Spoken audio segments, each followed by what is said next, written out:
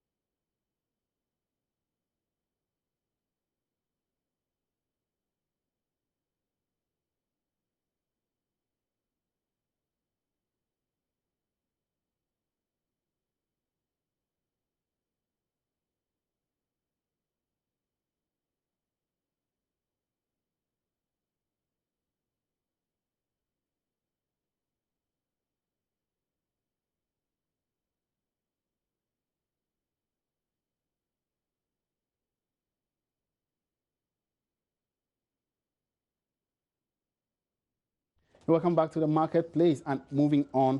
International trade experts, relations expert Frederick Alipui is urging government to extend funding for agricultural farming activities in the country. He expressed concern about the excessive funding for cocoa, a situation he says makes the country lose revenue when the sector experiences a decline in commodity prices. Now, in an interview with Joy Business, Frederick Alipui, who is also the Greater Accra Regional Chairman of the Ghana Chamber of Commerce, urged the cultivation of cassava, maize and other crops to reduce the overdependence on cocoa.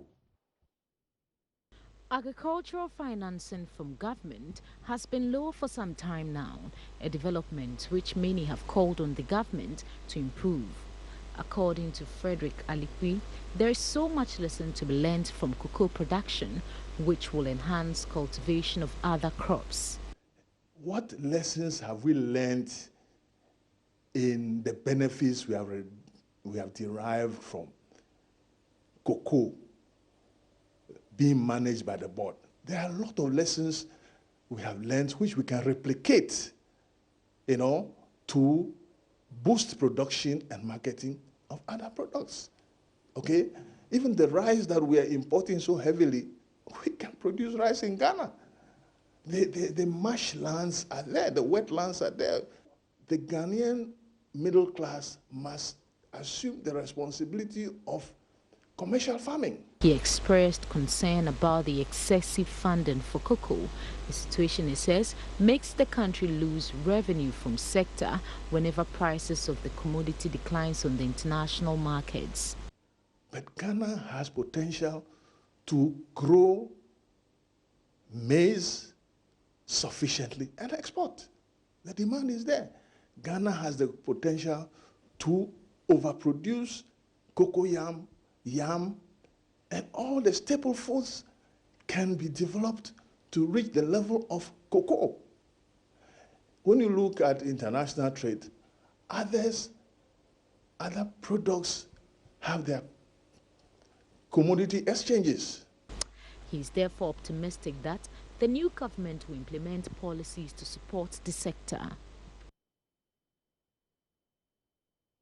And now to some financial stories. And a financial law to regulate and enhance activities of credit unions in the country has been passed.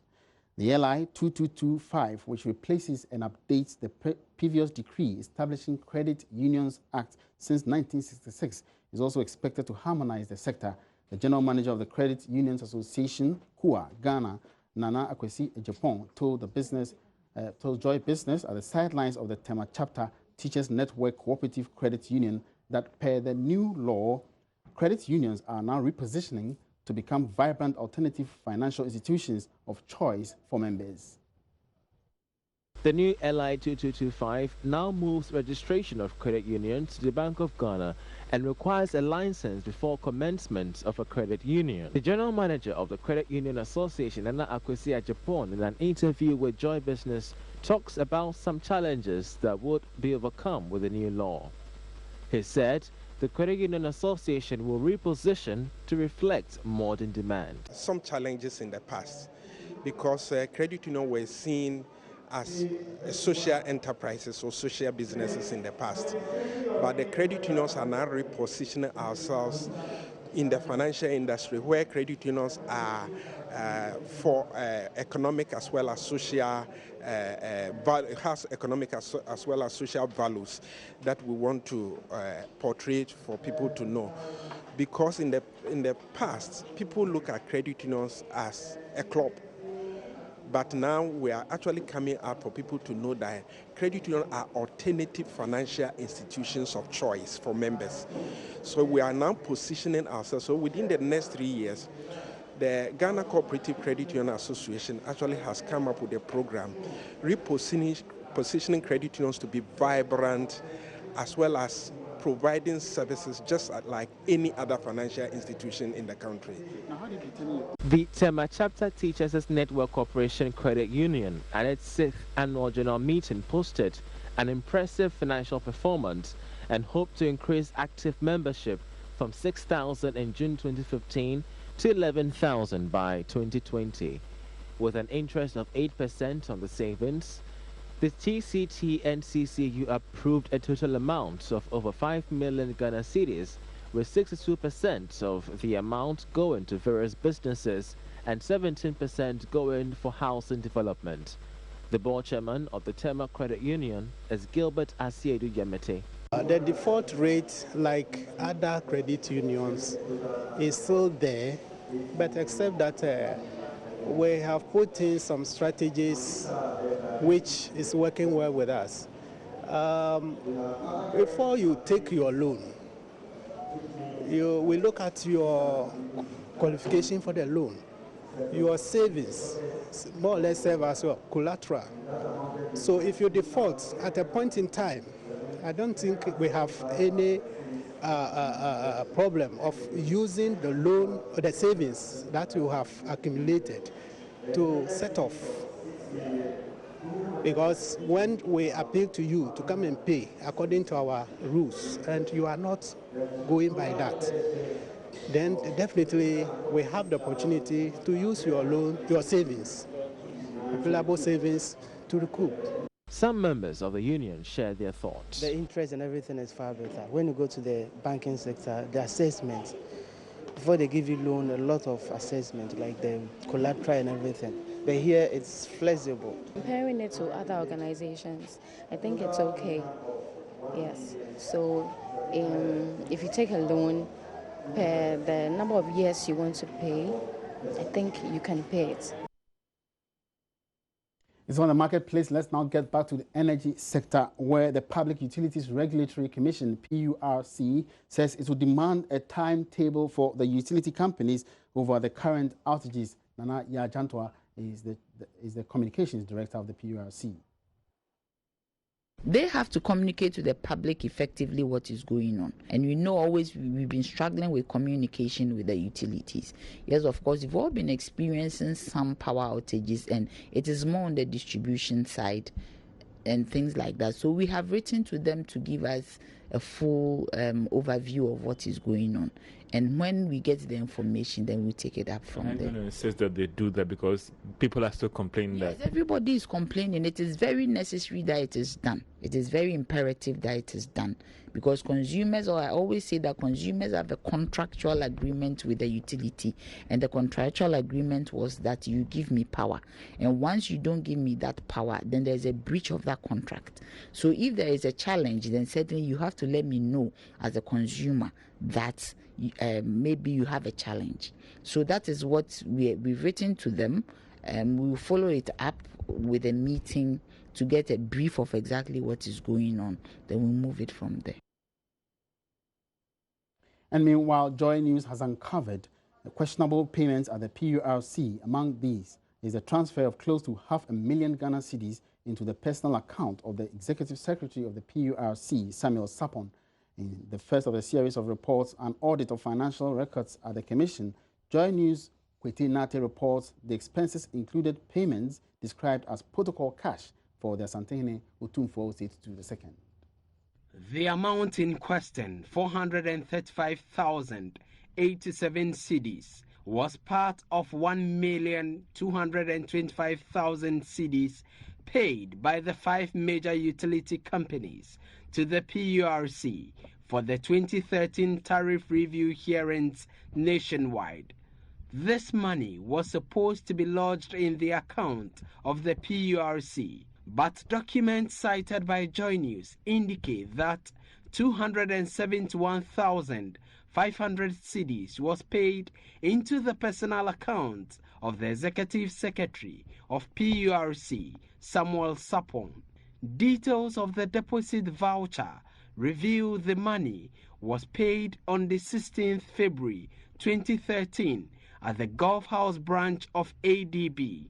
Former head of finance at PURC, Isaac Hassan, who made the payment into the account, said he did this on the instructions of the Executive Secretary. I'm only an employee and I take instructions. There was a workshop that money needed to be transferred, and the Chief Executive volunteered that the money should be paid into his account. So he gave us the account number and the branch to pay in. And I did just that as a lawyer worker. Under what circumstances did the Chief Executive ask you to go and pay the money into his account?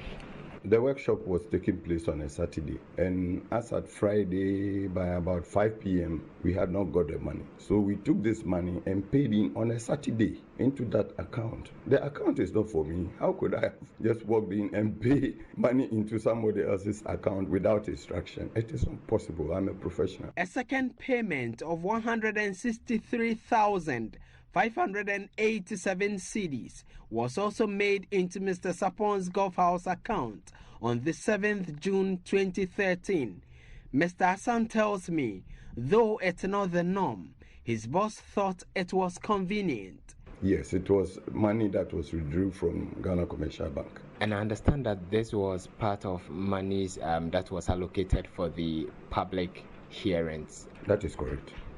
So such a money, how does a Chief Executive get someone to pay monies meant for a certain program into his personal account? Is that the norm? No, it was just, I would say, a convenient way of conveying the money on a weekend. In 2015, 1.7 million cedis was paid by the utility companies to support the major tariff review hearing nationwide. A senior staff at ECG tells Joy News some of the monies were paid in cash to the PURC for the public hearings. I think only this particular one, the last one we are talking about, is where some were given in the form of cash and some were in the form of checks. Because of the situation at that time, we were informed that time is of the essence and already started the program, and so if it's deposited in checking to pay on time for them to withdraw before paying those who are working for them to give them. So we did that and some transfer to them quickly in cash for the purposes of that particular contingency situation. The records cited by Joy News also include other questionable payments. An internal memo dated 5th June 2013, intercepted by Joy News, reveals the PURC approved 164,000 cedis to cover expenses of stakeholder consultation on tariff review with chiefs in Kumasi. Key expenses for that program were over 86,000 cedis for per diem and allowances, 32,000 cedis for hotel accommodation, and 20,000 cedis as protocol for Asantehene Otumfuo Osei-Tutu II. Former head of finance at PURC, Isaac Hassan, says some of these practices breach the Financial Regulation Act. As far as the Financial Administration Regulation is concerned, it is wrong. Documents in possession of Joy News indicate some of the monies paid by the utilities to support the tariff review hearings cannot be traced to the Commission's account. Joy News sought to speak to officials at the PURC, but they declined comment. Head of PR and External Affairs at PURC, Nanaya Jantwa, says her God will speak for her. For Joy News, Kwete Nati. Now, the presidency has denied reports it has appointed a new MD for oil marketing firm GOIL. There has been some reports that the president has nominated former Attorney General under the Kufuor administration, Osei Prempeh, as MD for GOIL. The board of GOIL, in a statement over the weekend, criticized the action, assuring investors the president cannot take that action. But a reliable source close to the presidency says this is not true and is even questioning the authenticity of the letter said to be announcing the new MD. Moving on to other stories, users of Ford trucks in the country and the sub-region can now enjoy superior after-sales service. The sole dealer in Ghana, Rana Motors, has opened an ultra-modern showroom in the industrial area of Tema, here in the Greater Accra region, estimated at about $2 million. Poor maintenance of heavy-duty trucks, usually attributed to the lack of genuine spare parts as well as inadequate post-purchase services, have unduly increased the operation cost for owners. Poor maintenance of heavy-duty trucks have been a major concern for many due to the breakdowns it results in, a major feature not only on the country's busy highways but at construction sites as well. The phenomenon is usually attributed to the lack of genuine spare parts as well as inadequate post-purchase services, unduly increasing the operation cost of owners. Speaking with Joy Business at the opening of the ultra-modern showroom sited at the Tema Industrial Area, International Manager of Ford Trucks, Emra Tuman, said the showroom should address the challenge. Although we are just in the market for the last 2 years, this will be our third year, we managed to achieve the second position among the European brands. We are the second among the European brands. Our target is, we had a meeting with the team yesterday, we put to be #1 European brand target for us, and we believe that it's achievable. So currently 60% of the market is Chinese trucks and 40% is the other makes, let's say. Among the European makes, we are #2. We'll be #1 and then increase our market share to be the best brand in Ghanaian market. And you cannot only do this with the products, you can only achieve it with the services, with the facilities like this. We have the now most modern truck facility in Ghana, in Tema, and we are gonna do the copies of these facilities all around the country, and we will be having a competitive advantage where our customers can get the same level of premium service everywhere else in the country. That's what we are after. Commercial Sales and Marketing Manager at Rana Motors, Ivelo Kombakov, urged the new government to institute better financial management policies to enable truck owners better maintain or replace their old fleet. We hope that there will be funds for the development, because Ghana needs to put more efforts on infrastructure, and it has to grow bigger, of course. How you go? You need trucks. It needs trucks. From my perspective, having an old truck is much more costly instead of having a new one. So everything is a question of the initial investment. And I hope that also the new government will implement better financial policies to bring the commercial bank rates down so people can afford buying the products. There are other heavy-duty trucks on the Ghanaian markets though, but for Rana Motors, the 4 trucks really stand tall. Let's now take an international update, and Nokia has relaunched its 3310 phone nearly 17 years after its debut. Many consider the original handset iconic because of its popularity and sturdiness. More than 126 million pieces were produced before it was phased out in 2005. The revamped version will be sold under license by the Finnish startup HMD Global, which also unveiled several Nokia-branded Android smartphones.